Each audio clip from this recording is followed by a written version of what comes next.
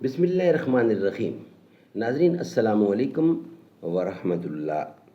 وی log number ہے 368 اور آج اس کی پہلی قسط ہے۔ آج کے حوالے سے غزوے میں کار فرما خدائی مقاصد اور حکمتیں، پیج ہے 391۔ ناظرین اس کتاب کا نام ہے سیرت النبی صلی اللہ علیہ وسلم پر، یعنی کتاب کا ٹائٹل ہے الرحیق المختوم۔ سیرت النبی صلی اللہ علیہ وسلم پر دنیا بھر میں اول انعام یافتہ یہ کتاب ہے۔ اس کے رائٹر ہیں مولانا صفی الرحمان مبارک پوری رحمۃ اللہ علیہ۔ یہ کتاب پوری کی پوری انشاءاللہ ہم آپ کے سامنے رکھیں گے۔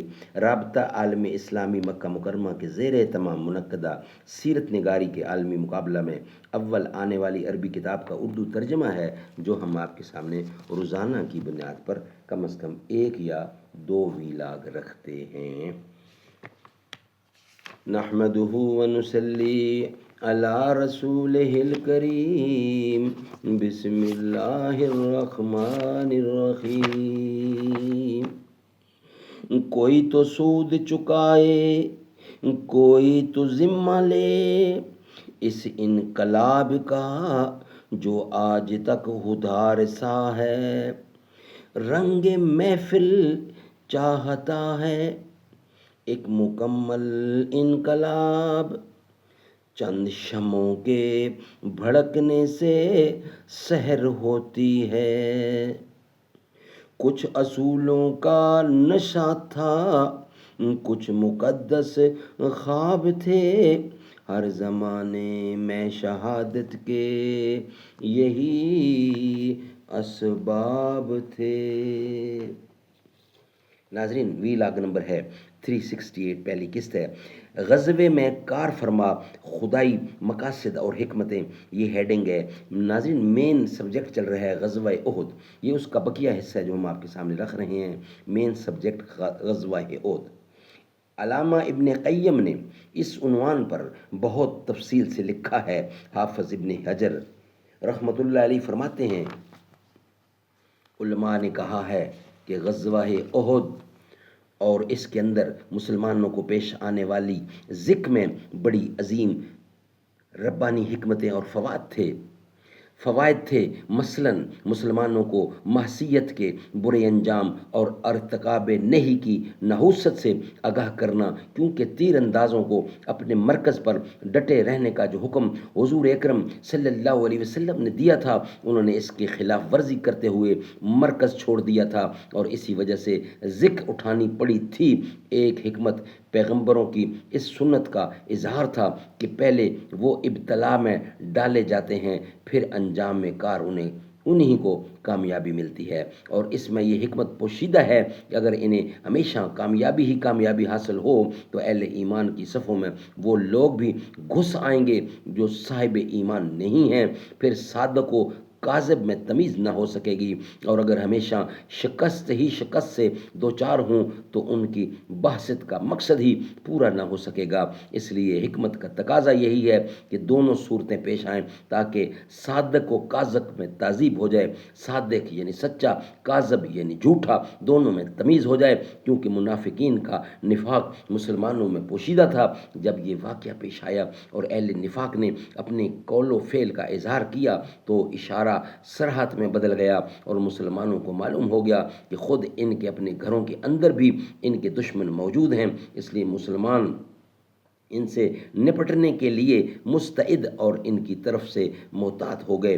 ایک حکمت یہ بھی تھی کہ بعض مقامات پر مدد کی آمد میں تاخیر سے خاکساری پیدا ہوتی ہے اور نفس کا غرور ٹوٹتا ہے، چنانچہ جب اہل ایمان ابتلا سے دوچار ہوئے تو انہوں نے صبر سے کام لیا، البتہ منافقین میں آہوزاری مچ گئی۔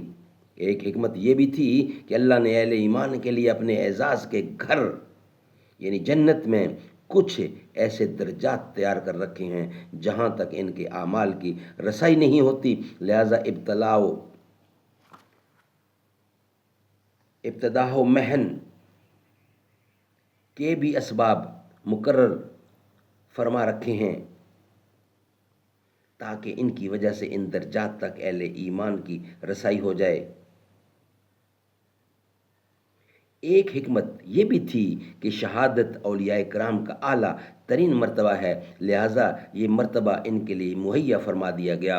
اور ایک حکمت یہ بھی تھی کہ اللہ نے اپنے دشمنوں کو بلا کر، یعنی بلاک کرنا چاہتا تھا، اللہ اپنے دشمنوں کو ہلاک کرنا چاہتا تھا، ختم کرنا چاہتا تھا، لہٰذا ان کے لیے اس کے اسباب بھی فراہم کر دیے، یعنی کفر و ظلم اور اولیاء اللہ کی ایذا رسانی میں حد سے بڑی ہوئی سرکشی، پھر ان کے اسی عمل کے نتیجے میں اہل ایمان کو گناہوں سے پاک و صاف کرنا اور کافرین کو ہلاک و برباد کرنا۔ ناظرین، ابتدا میں مسلمانوں نے مشرکین کو شکست فاش دی اور ان کے کیمپ پر دھاوا بول دیا، مگر عین اسی وقت جبل اینین یعنی جبل رمات پر متعین تیر اندازوں نے اپنا مورچہ چھوڑ دیا۔ نتیجہ یہ ہوا کہ خالد بن ولید فوراً چکر کاٹ کر مسلمانوں کی پشت پر پہنچ گئے اور انہیں نرغہ میں لے کر جنگ کا پاسا پلٹ دیا۔ یہ بھی ایک مرحلہ تھا جو اس کا حصہ ہے، وہ ہم نے آپ کے سامنے پیش کیا۔ نیکسٹ عہد کے بعد کی فوجی مہمات وہ انشاءاللہ ہم آپ کے سامنے رکھیں گے نیکسٹ ویلاگ کی صورت میں۔ ناظرین، آج کا یہ ویلاگ یعنی واقعہ غزوہ احد ہی کا چل رہا ہے، لیکن یہ جو آخری ہیڈنگ تھا یعنی غزوے میں کار فرما خدائی مقاصد اور حکمتیں، یہ ہم آپ کے سامنے رکھ رہے تھے۔ انشاءاللہ یہ ویلاگ تو یہاں مکمل ہوا، نیکسٹ ویلاگ آپ کے سامنے ہم رکھیں گے۔ علی کے گھر کی نہ پوچھو عظمت، علی کے گھر کی نہ پوچھو عظمت، یہ گھر انوکھا ہے سب گھروں سے، نبی کی زہرا کے در پہ قدسی صفیں بنائے کھڑے ہوئے ہیں۔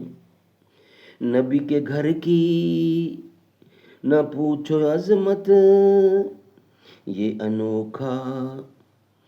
گھر انوکھا ہے سب گھروں سے، نبی کی زہرا کے در پہ قدسی صفیں بنائے کھڑے ہوئے ہیں۔ وہ کہہ رہے ہیں علی سے مانگو، میں کہہ رہا ہوں خدا سے لیں گے، میں حکم حیدر سنا رہا ہوں، وہ اپنی ضد پر اڑے ہوئے ہیں۔ میرے نبی کا وہ حوض کوثر پلا رہے ہیں، وہ جام بھر بھر، صدیق اکبر ادھر ہیں وہ تو ادھر عمر ہیں، وہ دیکھو آقا کھڑے ہوئے ہیں۔ ہمارے آقا تو اپنے رتبے میں سب سے آگے بڑھے ہوئے ہیں، ہر ایک جہاں میں ہر ایک مقام پر نبی کے جھنڈے گڑے ہوئے ہیں، جو ان کی عظمت کو مانتے ہیں، نبی کے در پر پڑے ہوئے ہیں۔